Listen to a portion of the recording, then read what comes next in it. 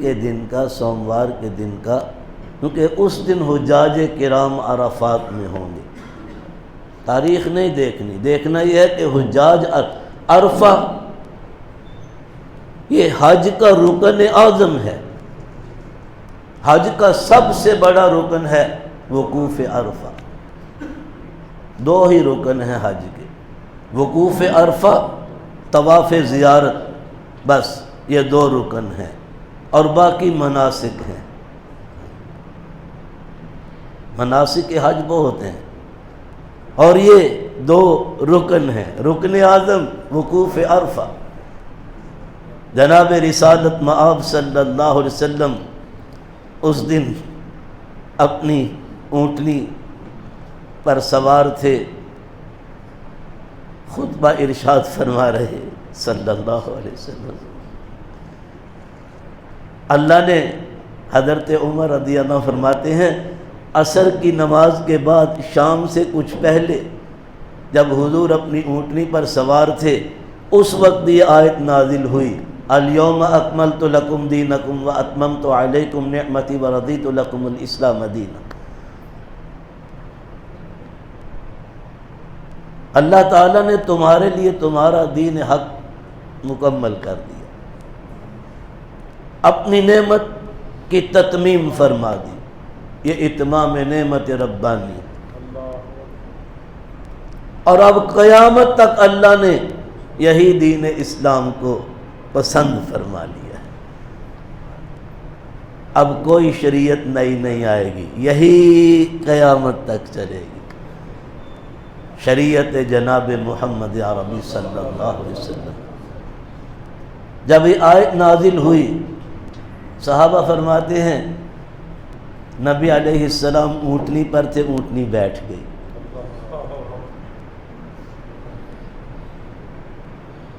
اما عائشہ رضی اللہ عنہا کی روایت ہے کہ حضور صلی اللہ علیہ وسلم اگر اپنی اونٹنی پر ہوتے، وحی اترتی تو اونٹنی گردن ڈال دیتی تھی، اس وقت تک حرکت نہیں کر سکتی جب تک وحی پوری نہیں ہو جاتی۔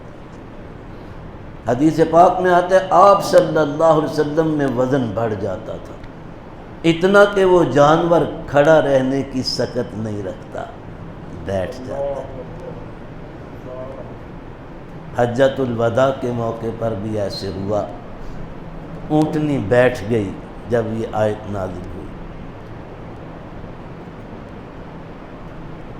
احکام کے اندر جتنے اللہ نے پورے کر دیے تھے، یہ سب سے آخری آیت۔ اس میں امت کو خوشخبری بھی دی گئی اور ایک بہت باری ذمہ داری بھی ڈالی گئی۔ دین کی تکمیل ہو چکی ہے، اس دین کو آپ کے محبوب صلی اللہ علیہ وسلم نے آپ تک پہنچا دیا ہے، آگے پہنچانا آپ کی ذمہ داری ہے۔ بار بار نبی علیہ الصلوۃ والسلام اس مبارک خطبہ میں فرماتے الا هل بلغت،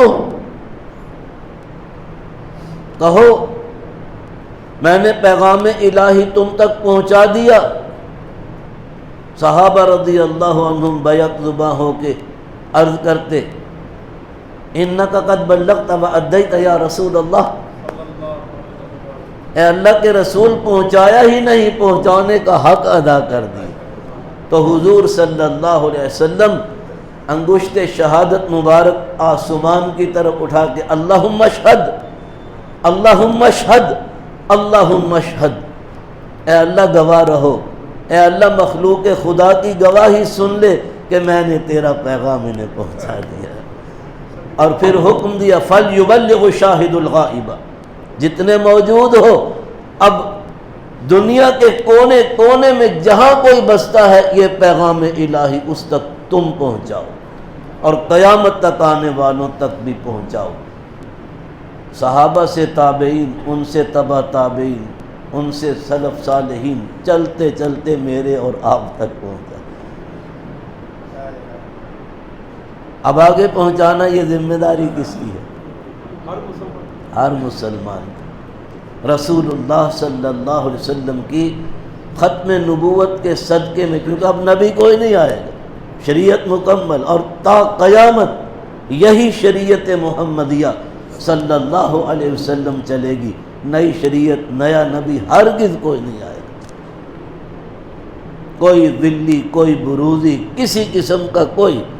ان الرسالۃ والنبوۃ قد انقطعت فلا نبی بعدی ولا رسول بعدی او کما قال صلی اللہ علیہ وسلم.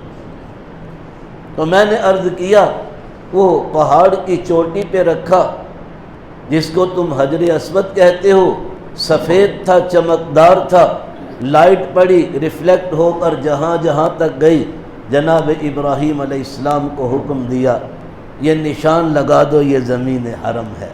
حرم کی زمین میں کہیں بھی آپ کوئی نیکی کریں گے 1,00,000 نیکی ملے گی. اجر کتنا ملے گا؟ 1,00,000. یہ ضروری نہیں کہ آپ مسجد حرام میں کہیں بھی نماز پڑھیں گے زمین حرم میں، کیونکہ سارا اللہ کا حرم ہے. 1,00,000 نیکی. نبی علیہ السلام نے فرمایا، اما عائشہ رضی اللہ عنہ کی روایت ہے، عن عائشہ رضی اللہ عنہ مرفوعا، روایت بھی مرفوع ہے، ان الملائکۃ لتصافح رکبان الحاج فتعتنق المشاة او کما قال علیہ الصلاۃ والسلام. جو سواری پر حج کرتے ہیں فرشتے ان سے مصافحہ کرتے ہیں، جو پیدل حج کرتے ہیں فرشتے ان سے معانقہ کرتے ہیں.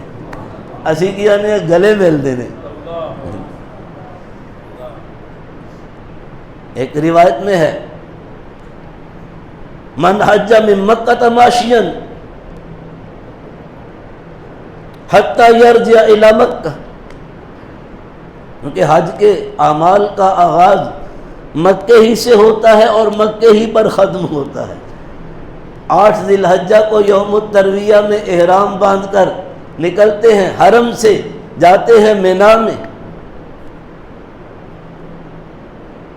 ظہر، عصر، مغرب، عشاء، اگلے دن کی فجر یہ مینا میں پڑھی جاتی ہے.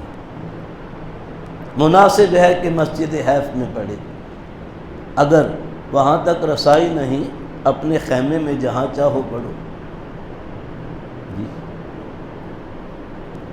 پھر اگلا دن 9 ذی الحجہ تمام حجاج کرام میدان عرفات میں، جو سب سے بڑا رکن ہے، میں نے عرض کیا عرفہ میں حضوری سب کے لیے ضروری.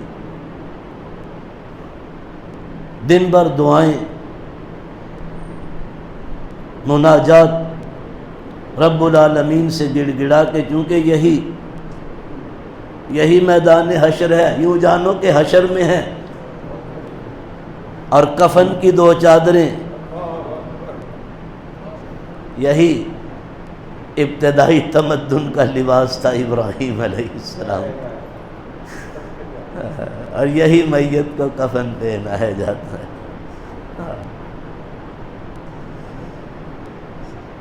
احرام میں ہے، دل میں یہ نیت کرے کہ میں یوں سمجھے کہ حشر کے میدان میں ہوں اور رب العالمین کے قانون کی بے لاگ عدالت لگی ہے. اور جس طرح عدالت میں آواز کا انتظار ہوتا ہے، فلاں فلاں آ جاؤ، تو ایسے ہے کہ بس آواز لگنے والی ہے اور شور ہے، لبیک اللہم لبیک، حاضر ہوں اے میرے اللہ، میں حاضر ہوں، لا شریک لک لبیک، اے اللہ تیرا کوئی شریک نہیں، کوئی سہیم نہیں، کوئی ساجی نہیں، کوئی پارٹنر نہیں، میں حاضر ہوں. ان الحمد والنعمت لک، ان الحمد، تعریف بھی ساری تیری ہی ہے، حمد کا مالک ہی تو ہے، والنعمت، اور کائنات کی ساری نعمتیں بھی تیری ہی دی ہوئی ہیں، والملک، بادشاہت بھی سدا تیری ہی ہے. وہ مالک الملک ہے۔ فرمایا حضور صلی اللہ علیہ وسلم نے جو پیدل حج کرتا ہے ہر قدم پر بکل خطوۃ 700 حسنہ 700 نیکیاں ملتی ہیں۔ کون سی؟ من حسنات الحرم، حرم کی نیکیوں میں سے۔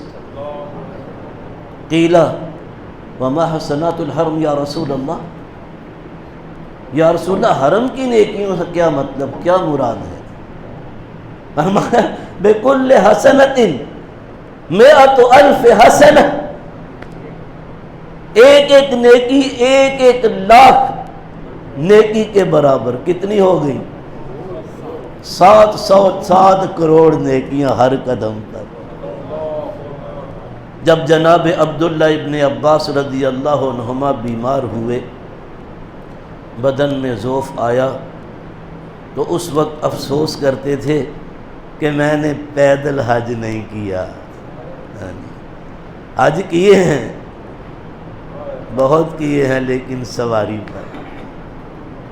اور پیدل حج اصل میں کیا ہے؟ مکہ مکرمہ سے مینا، عرفات، مزدلفہ، مینا، پھر مکہ، یہ پیدل۔ الحمدللہ 1983 میں ہم نے پہلا جو حج کیا تھا اسی طرح پیدل کیا۔ اللہ تعالیٰ ایک ایک لمحہ اپنی بارگاہ میں قبول فرما۔ اور حج بھی جمعے کے دن تھا، اللہ اکبر، جس کو حج اکبری کہتے ہیں۔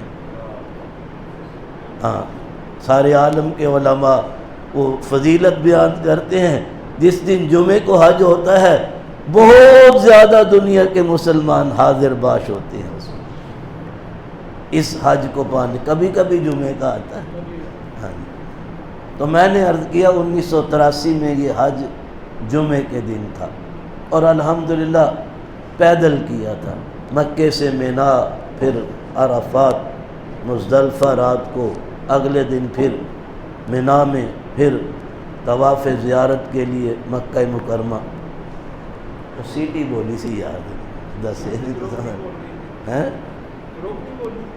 اچھا جی، بھئی یہ مضمون تو قیامت تک ختم نہیں ہوگا۔ آخر دعوانا ان الحمدللہ۔